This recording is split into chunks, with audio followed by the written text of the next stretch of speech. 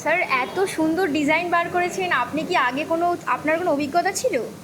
না, এই ধরনের কাজে আমার কোনোদিনই অভিজ্ঞতা ছিল না, তবে একটু ছোটোবেলায় আঁকা টাকা করতে হতো।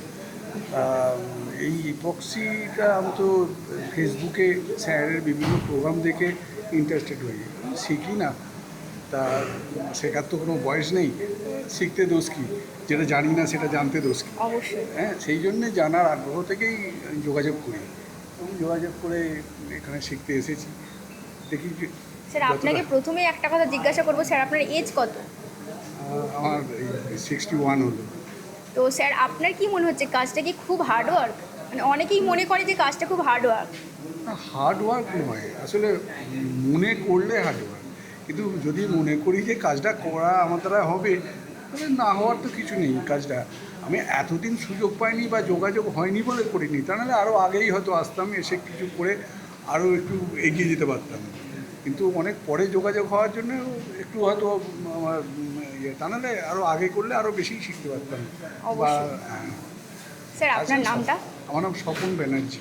আচ্ছা স্যার, ইপক্সি মাস্টারের খোঁজ আপনি কোথা থেকে পেলেন? আমি ফেসবুকে বিভিন্ন প্রোগ্রাম দেখতে এই ধরনের দেখি যে বিদেশের যেসব চ্যানেলগুলো, তাতে বিভিন্ন এই প্রোগ্রামগুলো দেখি, ইপক্সির খুব কাজ সুন্দর সুন্দর দেখি, সেইটা দেখে আগ্রহ হয় এবং এই বিভিন্ন কাজ ঘুরে ঘুরে দেখতে দেখতে তখন এই ইপক্সি মাস্টারের কাজটা কলকাতার এক নম্বরে সত্যি। আমি তারপরেও আমি আরও বিভিন্ন এতে দেখি, আরও অনেকের আছে, কিন্তু সত্যি আমি ট্রেনিং নিয়ে দেখছি সত্যি উনি এক নম্বর।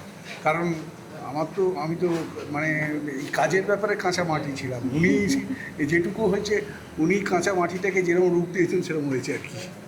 হ্যাঁ, উনি যেরকমভাবে তৈরি করলেন, ওনার বোঝাবার আছে, ধৈর্য আছে, এবং প্রশ্ন করলে সেটা ধৈর্য সহকারে মানে আমাকে বোঝাবার চেষ্টা করছে।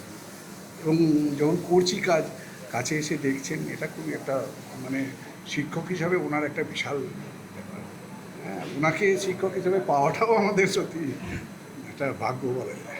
স্যার দুটো কথা আপনার কাছ থেকে জানতে চাইবো ইপক্সি মাস্টারের সম্বন্ধে, আপনার পার্সোনাল মতামত। ও তো বললাম আমার মাস্টার, ওনার যে ধরনের মানে শিক্ষকতার যে মানে মানুষকে শেখাবার জন্য যে আগ্রহ, এবং সেটা যেভাবে শেখাচ্ছেন, শুধু থিওরিটিক্যালি নয়, এবং হাতে কলমে উনি এসে আমাদের হাতে ধরে রঙের সঙ্গে কোন রঙ মেশালে কতটা রেজিনের সঙ্গে কতটা মেশাচ্ছি, এটা উনি সামনে দাঁড়িয়ে দেখছেন এবং ভুল হলে বলছেন না এইটা, মানে বারবার জিজ্ঞেস করলে সবচেয়ে বড় ব্যাপার হচ্ছে উনি বিরক্ত হচ্ছেন না। উনি কিন্তু মানে কী বলবো, খুবই সত্যিই এক নম্বর। স্যার ইয়াং জেনারেশনে যারা আমাদের আপকামিং স্টুডেন্ট আসতে চাইছে তাদের উদ্দেশ্যে আপনি কি মেসেজ দেবেন? আমি তো বলি যে এখন সারা দেশ, এবং সারা দেশ কেন সারা বিশ্বেই এই চাকরি বা কাজের হালে যায় সেই দিকে ভরসা না করে, এই যদি হাতের কাজ শেখে ইয়াং ছেলেরাও, তাহলে কিন্তু নিজেরা কিছু করতে পারবে, নিজে কিছু করার এবং নিজের থেকে যে কিছু মানে মানুষকে দেবার প্রবণতা, সেই নিজের যে ক্রিয়েটিভিটি, সেই ক্রিয়েটিভিটিটা এখানে দেখিয়ে এগিয়ে যেতে পারবে এবং তাতে রোজগারের যথেষ্ট সম্ভাবনা আছে, তার যদি ইচ্ছা থাকে। তাই আমি তো বলবো যে এখন ওই মানে শুধু চাকরির দিকে ওই দিকে না ঝুঁকে বা অন্যদিকে এটাকেও যদি মানে মনে করে যে এটাকে নিয়ে কিছু করবো, শিখে কিছু রোজগার করতে পারবো, আমরা তার থেকে আরও 5 জন উপকারী হবে। শুধু সে নয়, তার সঙ্গে আরও 5 জন। তাই তো আমার মনে হয় যে আরও মানুষ এগিয়ে আসা উচিত, ইয়াং ছেলেদের বিশেষ করে যাদের বয়স কম, তারা এসে শিখে এটাকে কাজে লাগাক। Okay sir, thank you so much.